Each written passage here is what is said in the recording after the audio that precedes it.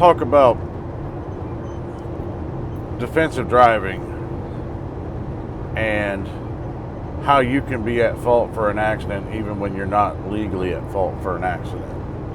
And I think this is a concept that a lot of people don't understand. The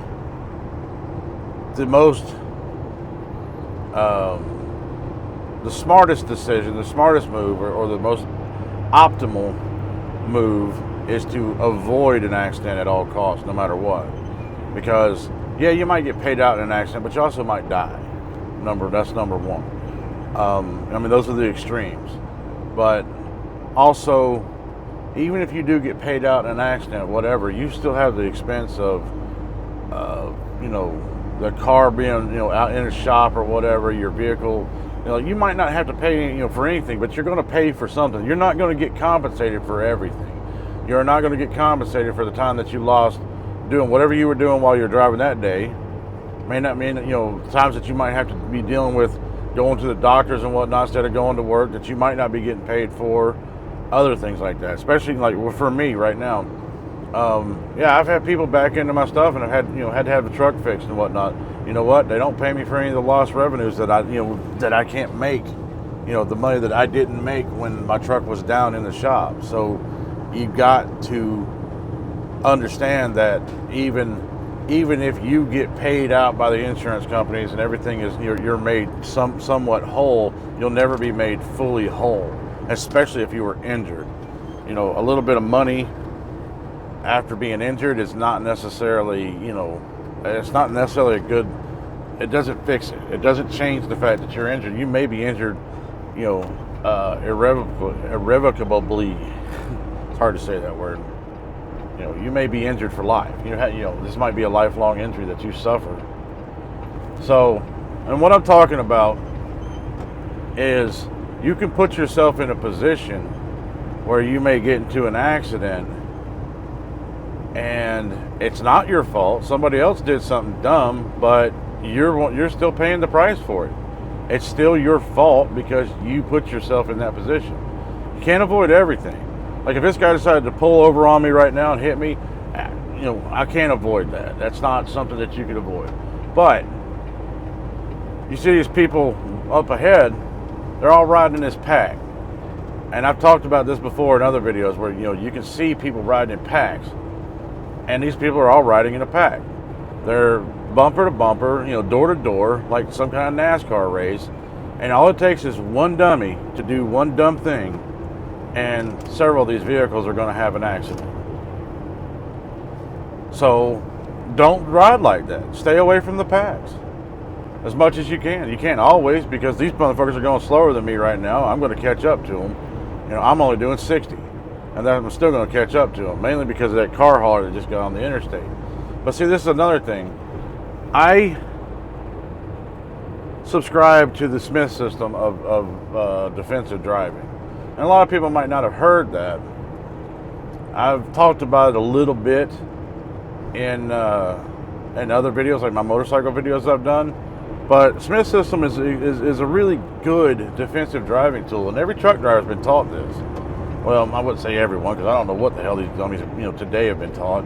But in my day, when I was coming up as a truck driver, and every time I take an orientation, at a company job, Smith system was a thing. But we should all be being taught this, and it's there's 5 keys to it. I think it's aim high on steering, get the big picture. Be sure they see you. Leave yourself an out. Keep your eyes moving. That's the 5 keys. And there's an acronym. All good boys like milk, something like that. Anyway, aim high on steering. What that means is, like right now, I'm looking down the road. I'm seeing past the car hauler. There's an RV down the right, in front of him. I'm seeing cars, going around the bend up there. I can see that the traffic's still flowing and whatnot, so I'm doing pretty good. That's aiming high and steering, where you're looking down the road. You're trying to see what's going on way down the road, so you're not putting yourself in a small box. You've got a lot more information. You can make decisions faster Like if I see something, those trucks way up there on that next ridge, right before that, right before the horizon ends, basically. If I see that they're all slamming on their brakes or something's going on, I've got time. I've got time to be able to make that decision and make my maneuvers and slow down and everything else. Whereas if my eyes are peeled 5 feet in front of my hood, and all of a sudden somebody jams on the brakes and whatever, I got no time, and I won't win. Get over real quick. So that's one thing.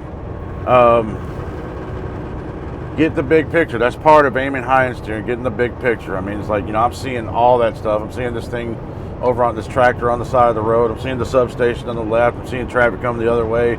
Billboards way up there. There's a house up on the hill up on the left.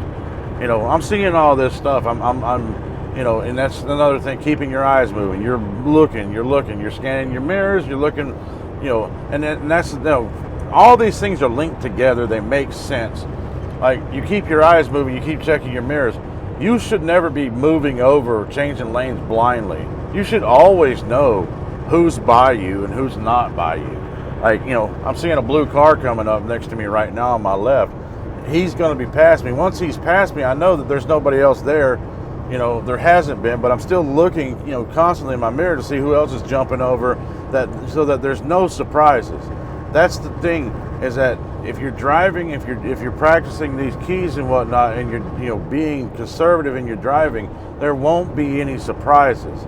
And after a while, especially as a truck driver, somebody who drives professionally, you will not be surprised by anything. You'll see people doing shit, and you're like, I knew he was going to do it before he did it. Like somebody who's way over in the left-hand lane and decides, I'm going to jerk the wheel to the right and go across 4 lanes to get off my exit. Like, you can tell these people are going to do it. They are. They are, because you can see their head moving. You've seen it 100 times before. You're like, that son of a bitch is going to pull that shit, because they're stupid, because they do that stuff, and because people are not that unique. So leave yourself an out. Sometimes it's easy, sometimes it's hard. A lot of times, if you're in the right lane, your out will be your route will be the shoulder and whatnot. Right now, the out that I have is I could get in the right lane because there's nobody over there, or I can, I've got enough space between me and the car in front of me that I can hit the brakes. Hopefully, I don't have the greatest following distance. You should keep a really significant following distance, but mainly the best thing that you can do is when you do get behind somebody like I am, is that gap is opening up instead of closing. I don't want it to be closing. If it's closing, I need to be looking to get over, go around them, or slow down myself. That's the thing, and so you need to leave yourself an out, in the sense of you need to be looking, and have the the big picture and whatnot, to be able to know that you've got space on one side or another, before, ahead of you, behind you, the side of you, whatever, in case something catastrophic does happen, and you can maneuver and avoid it. And make sure they see you. That is, essentially, have your lights on when it's raining. Honk your horn if you think somebody's not paying attention to you. Stand out, stick out like a sore thumb. That way people can, they'll see you, because you'll be surprised at how many people get run down by trucks because they pulled out in front of somebody, and then like, I didn't see it. School buses, trucks, it's just as bad as motorcycles. You'll be surprised at how many people, I didn't see them. Like, how do you not see a big ass truck? How do you not see that? But people don't see it because they don't expect to see it. Especially in like neighborhoods and stuff like that. They don't expect to see it because they don't, they've come up to that intersection 100 times before and never seen a big vehicle, never seen a truck, never seen a motorcycle, never seen anything. So they don't expect to see it, so their brain doesn't register it. You got to make sure to look for the signs, part of getting the big picture. You got to look for the signs of stupid, and and adjust for that, and honk your horn, flash your lights, make some noise, whatever. Do what you got to do in order to make sure they understand that you're there. I've demonstrated commentary driving before on my scooter, talking about lights and whatnot stay all in green, and then all that, whatever. I've done that before, so you can go look at that video if you want to. It's the same principle in trucking as it is in motorcycles. It's the same principle in driving, period. It doesn't matter what you're driving. You could be driving a tractor or you could be driving the Batmobile. It doesn't really matter. The fact is that if you want to avoid accidents, avoid tickets, avoid issues, then these things need to be a part of your daily routine. You might be just seeing the car that's right in front of me, this Charger right in front of me. But I'm seeing the flag. I'm seeing this England truck coming down the road. I'm seeing Titan over here on the shoulder. I'm seeing the Christiansburg exit. I'm seeing this covered wagon trailer. I'm seeing the signs up ahead. I can't even read them yet, but I'm seeing them. I'm seeing all these cars over here on this entrance on the right, making me think I might want to get over to the left so I can avoid that shit. I got a car coming up on my left, but he hasn't got to me yet, so I'm just going to go ahead and I'm going to take the lane and avoid the mishmash up here. I'm just going to avoid it. Sometimes I get a little stopped up with my words and whatnot, but I'm not sure where this thing comes back in. I think it's right up here, but I want to avoid these vehicles, so I'll take the left lane. I'm doing the speed limit anyway, so the person behind me really can't bitch too much. But I'm seeing all these vehicles over here on the right, and it's a log jam that I'd rather avoid.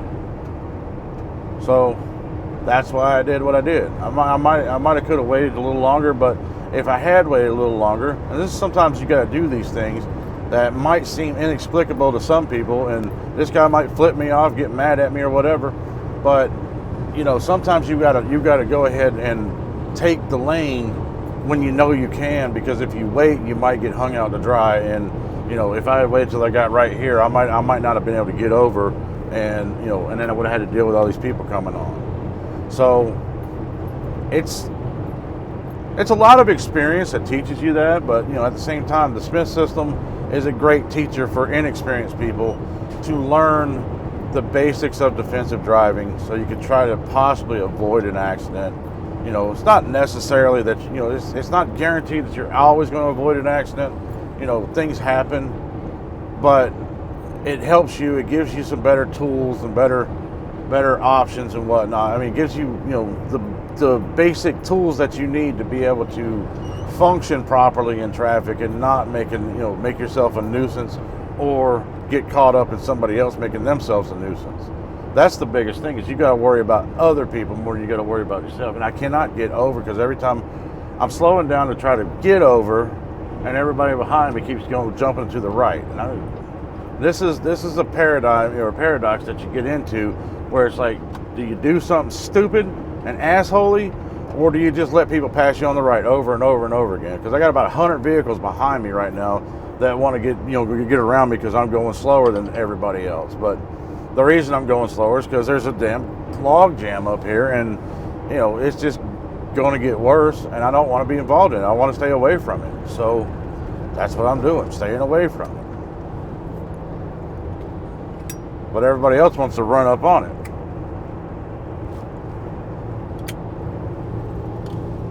So anyway, I don't know if I'll put this video up or not. Maybe I rambled on a little too much. I don't really care. You don't like me rambling, don't listen to it. I don't give a shit. But I think you should listen to it, because I got some things to say. I know there are certain things that I am good at in life, and this is one of them. I'm good at being a truck driver, and I may not be the best teacher of these principles and everything, but I do know them, and I don't consciously repeat them to myself every day, but I do practice them every day. And like I said, 22 years of driving, I was taught this day one. This wasn't something I learned 5 years into it. I was taught Smith system in truck driving school, and I have been refreshed on it every orientation I've ever had. So every company that I've ever been with, aside from the one I'm with now, the one I'm leased onto now, has taught me the Smith system, whether I wanted to learn it again or not. And I don't mind it. I don't mind it because it's, I don't want to hurt myself I certainly don't want to hurt other people, but first and foremost, I don't want to hurt myself. So if I can avoid getting into an accident, if I can avoid having incidents and troubles and whatnot, that's better for me. So that's where I'm at, and that's why I use it. I recognized it a long time ago. It's a very positive thing, and I think it's something that all people, no matter what they're driving, need to learn. I think it would make everybody a safer driver. Unfortunately, that's not ever going to be the case. There's always going to be the people who just cannot act right in society. So as long as those people are around, you can stay the hell away from them by knowing what to look for and knowing how to mitigate your chances of being caught up in their bullshit. And that's what I mean by sometimes, and if you get into an accident, it's your fault, even if it's not legally your fault. You put yourself in that position, even though you recognize the pattern of behavior that would cause that. We got a left lane blocked up here. No, that's on 581. Okay. But you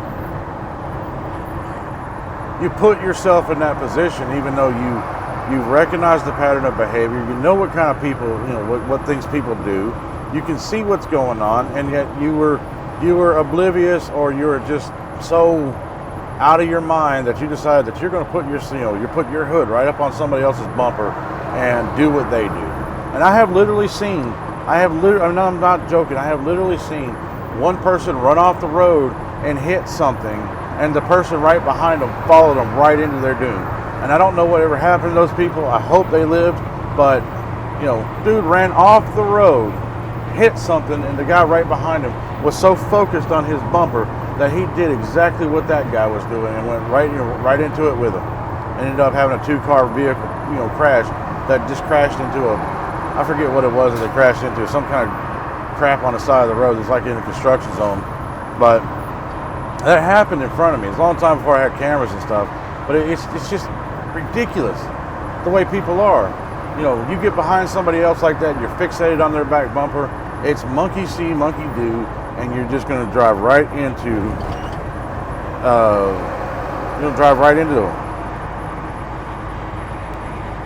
So anyway, I'm going to cut this off here, and I'll see you in the next video.